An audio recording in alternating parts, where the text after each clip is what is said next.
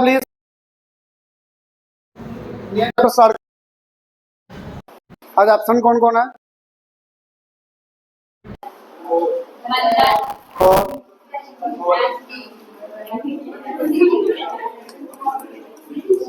Chapter 11 geometric progression. Please सुनना, maximum part जैसे आपने एपी में पढ़ा वैसे ही है। कैलकुलेशन पार्ट चेंज हो जाएगा, फॉर्मूला चेंज हो जाएगा, बेसिक सेम पैटर्न बनेगा। देखना थोड़ा कैसे। मैं पहले एपी पढ़ा रहा हूं। मान लो ये आपकी एपी है बेटा, प्लीज बताना ए कितना, डी कितना। ए सबने फर्स्ट टर्म बताई, डी आपने सबने बोला A2 minus A1 that is 3। यही किया ना आपने। बट यहाँ पे जीपी में क्या होगा, फर्स्ट टर्म तो सेम ही होगी। मान लेते हैं ये कोई जीपी आपकी, तो जीपी कैसे डिसाइड करते हो? Ratio of the terms will be same. यहां पे डिफरेंस सेम, यहां पे रेशियो सेम। रेशियो कैसे आएगी? ए विल बी 5, आर क्या होगा, first term divide by second term नहीं आएगा। जैसे यहां पे सेकंड माइनस फर्स्ट था, यहां पे A2 डिवाइड बाय A1 आ जाएगा। बस इतना फर्क है। It means A2 divide by A1 और A3 divide by A2, A10 divide by A9, AN divide by nth term divide by n minus 1th term will be ratio. Here what is it? 10 by 2 2। Check कर लो, 2 2 2 आ रहा है सबका। तो अगर ratio same it will be GP, difference same it will be AP. सिर्फ इतना ही फर्क है आपका। बस ये बात समझ आ रही है? यहां पे फर्स्ट टर्म आपने ए बताई, सेकंड टर्म क्या बताई थी? A plus r, a plus 2 sorry a plus d, a plus 2d, a plus 3d। ऐसे किया था। यहां पे फर्स्ट टर्म आपकी ए है, अगली टर्म इंटू 2 करके आई, नेक्स्ट टर्म कैसे ही फिर इंटू 2 करके। तो A1 आपका है ए, A2 कितना आया? AR करके आया, तभी तो AR बाई ए आर होगा। A2 बाई A1 तभी तो R बनेगा, अगर ये AR है। ये बात समझ पा रहे हो? यहां पे सेकंड टर्म क्या आई थी बेटा आपकी? A प्लस डी करके, और ये A, तभी डिफरेंस D था। यहां पे रेशियो R होनी चाहिए, तो क्या पड़े? AR अपॉन A, R तभी आएगा वो। तो सेकंड टर्म क्या आई? 5 इंटू 2 10, तो A into R। Third term क्या आएगी? फिर से इंटू R हो जाएगा, AR स्क्वायर। देखो ना बेटा, R की वैल्यू है 2, 2 मल्टीप्लाई किया 10 बना, फिर 2 से मल्टीप्लाई करो 20, फिर 2 से मल्टीप्लाई करो 40, 2 से मल्टीप्लाई करो 80, 2 से मल्टीप्लाई करते जा रहे हो। तो यहाँ पे 2 क्या है? R, तो R से मल्टीप्लाई करते जाओ, तो क्या बनता जाएगा बेटा? ये A4 क्या होगा यार? A4 AR क्यूब को लिंक कर पा रहे हो? तो AN क्या होगा? AR n minus 1। AN is also known as last term. समझ पा रहे हो कैसे बनी? ये समझ आई बात जीपी। तो लास्ट टर्म और nth term of GP will be AR n minus 1। अच्छा, इसमें कोई फर्क है ऐसे लिखने में? ये एक ही बात है, बहुत फर्क पड़ जाएगा बेटा। यहां पे A अलग है, R की पावर है के लिए, AR की पावर नहीं है। ये A इंटू R की पावर n minus 1 है। क्लियर? देखो ना, A into R, A into R into R, R square है, तो A स्क्वायर नहीं है। बात समझ आ रही है? तो बेटा L का फॉर्मूला नोट करो प्लीज। समझ आया? ये जीपी समझ आई? होती क्या एक सबको? Common ratio same, geometric progression में क्या होगा? रेशियो सेम, अर्थमेटिक प्रोग्रेशन में क्या होगा? Difference same. ठीक है, एक बार के लिए सिर्फ ये लिख लो, और भी काफी कुछ है बताने के लिए इसमें, बट एक बार बेसिक से क्वेश्चन करते हैं, एक आइडिया होगा भी होती क्या जीपी।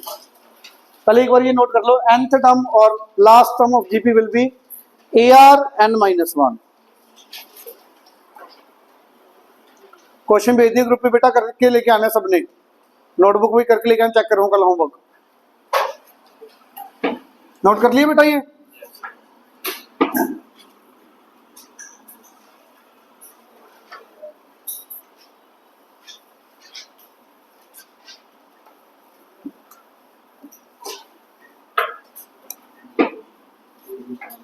हाँ जी, प्लीज देखना, find which of the following is a GP.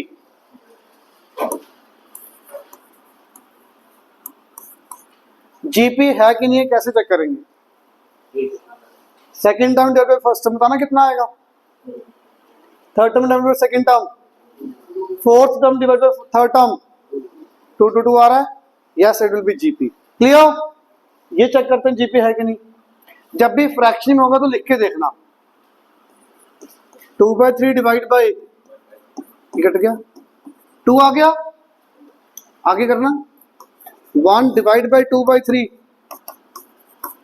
बस यहीं पे स्टॉप कर जाओगे। यहां पे आर अलग है, यहां पे आर अलग है, this is not an GP. Clear? Is it clear?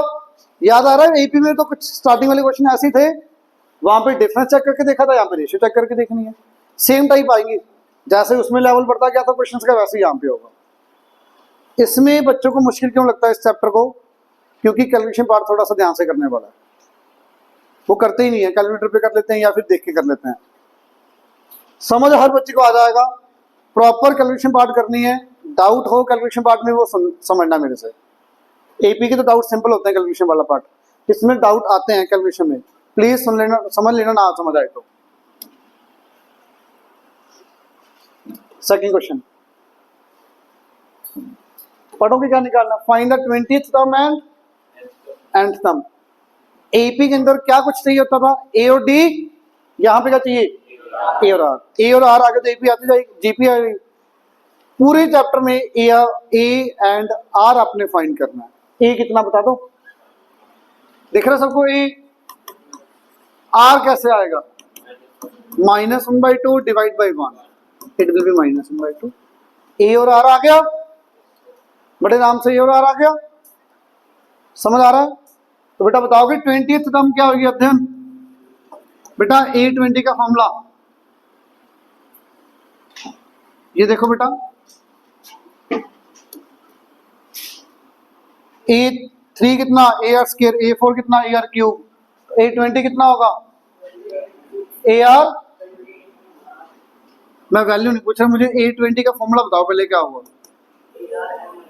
AR19। सीधा क्लियर बेटा, जितनी भी वैल्यू यहाँ पे होगी एक कम आएगा यहाँ पे, बस जैसे जीपी एपी में था वैसे जीपी में। क्लियर है? ये यहाँ पे पावर आ गई बस। तो ए की वैल्यू 2, आर की वैल्यू, क्वेश्चन यही था ना अपना? क्वेश्चन गलत हो गया अपन? ओहो सॉरी, ये था ना। तो ए की वैल्यू आपकी 1, आर की वैल्यू -1/2 की पावर 20। अब सुनना बेटा प्लीज, 19। अब सुनना प्लीज, 1 तो खत्म ही हो गया, नेगेटिव की power odd, answer will be always negative, -1 की पावर 19, 1, 2 की पावर 19, और 2 की पावर 19 सॉल्व मत करना, एज इट इज रख देना, क्योंकि बहुत ज्यादा बड़ा होगा। 2 की पावर 19 बहुत ही ज्यादा बड़ा होगा, तो एज इट इज छोड़ देना बेटा। क्लियर? 20 समझ आया? आगे nth term a r n minus, a की वैल्यू, आर की वैल्यू, बस आंसर। क्लियर है बेटा?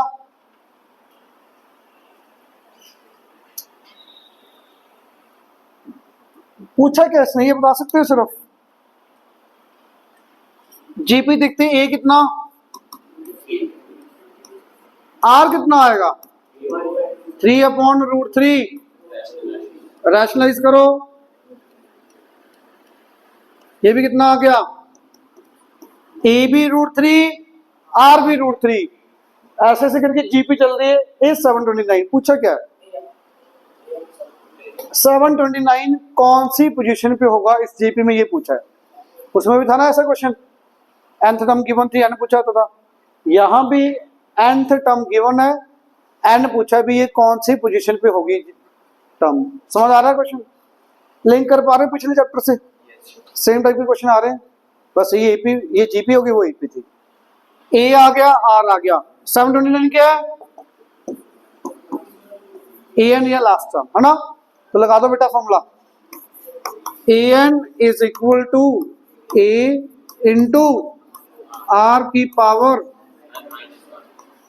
अच्छा बेसिक एक्सपेरिमेंट पढ़ा हुआ आपने, मल्टीप्लाई की केस में base same, powers will add, 1 और -1 कट गया, क्या बचेगा राइट साइड, n की पावर √3 की पावर n, तो 729 इज इक्वल टू √3 की पावर n, 729 को 3 की पावर 6, रूट को क्या लिख लेंगे बेटा,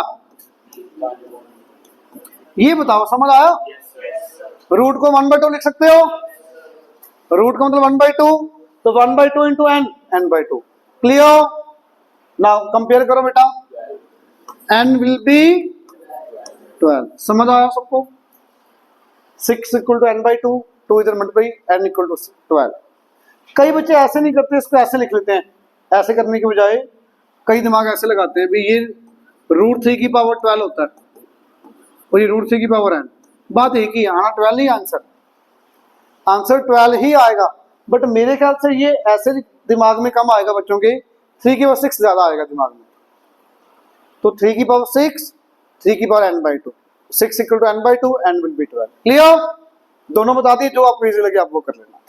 पहले बताओ समझ आया, मेथड समझ आया सबको,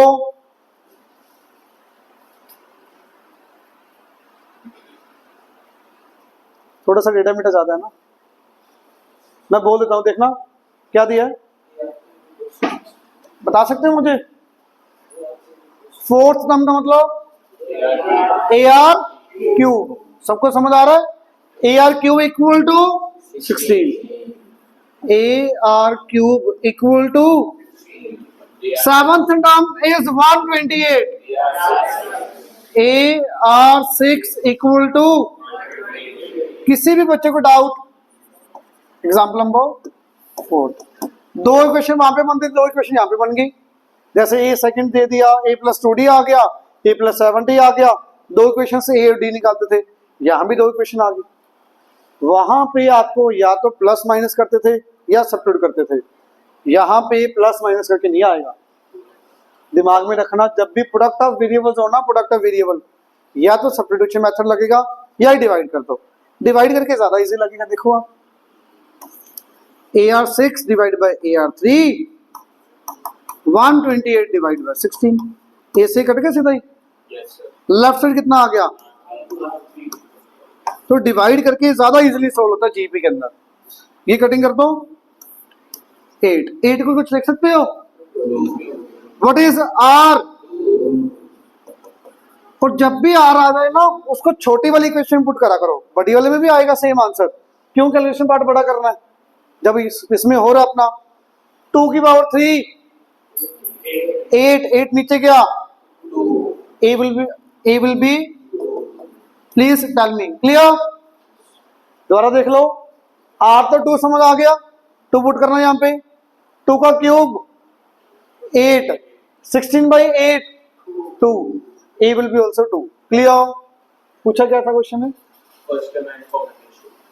A और R पूछा था, A और R आ गया, क्लियर।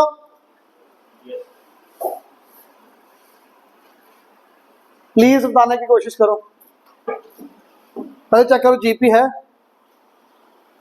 जीपी है, ए कितना,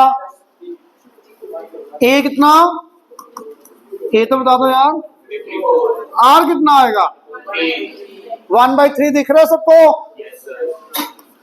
3 मत लिख के आ जाना, कहीं बोलो सर थोड़ा सा उल्टा लिख दिया, नंबर 0 ही हो जाएंगे, नंबर उल्टे नहीं होंगे, नंबर 0 मिलेंगे, ये मत कहना सर आता तो था थोड़ा गलत किया, कुछ नहीं मिलेगा भाई।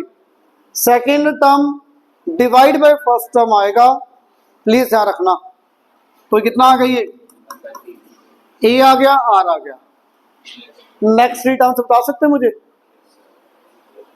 बता दो, पहली टर्म क्या आएगी, अगली फोर्थ टर्म तो बता दो, चलो इंटू 1/3 करोगे 2 आ गया, एक तो ये मेथड इंटू 1/3 करके, बट आपको एग्जाम में ऐसे नहीं करना, एग्जाम में क्या करना सुनो, कितनी टर्म्स आपको दिख रही है वहां पे, कौन सी टर्म पूछी है, 4th, तो A4 निकाल के आओगे, A4 what is it, A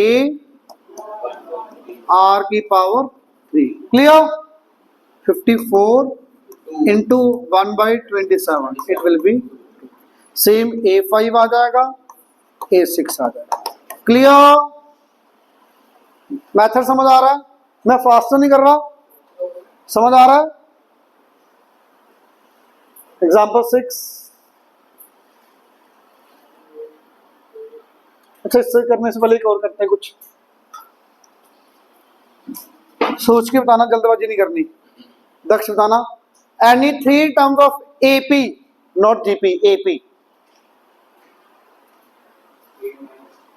A minus D very good A is it clear A minus D A plus D याद आ रहा है 4 terms of AP A minus 3D A minus D A plus D A plus 3D clear अब आ तो GP में अगर AP में ऐसा कुछ था तो जीपी में भी ऐसा कुछ होना चाहिए 3 टर्म्स ऑफ जीपी क्या होंगी A by R A R ऐसा क्यों है ताकि जब मैं प्रोडक्ट करूंगा R से R कट गया A cube equal to 1 A equal to 1 आ जाएगा सीधा आंसर अगर प्रोडक्ट ऑफ टर्म्स बन दिया हो तो समझ आया ऐसा क्यों करेंगे 4 terms of GP A by R cube A by R AR cube please note down any 3 terms any 4 terms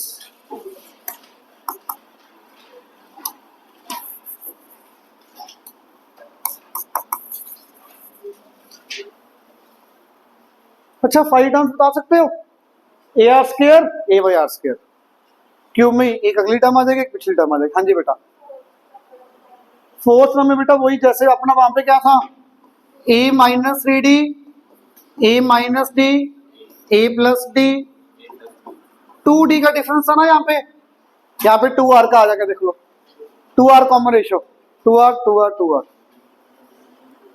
ऐसा इसलिए करते हैं ताकि जब मल्टीप्लाई करोगे ये कट जाए आपका ठीक है बेटा यहां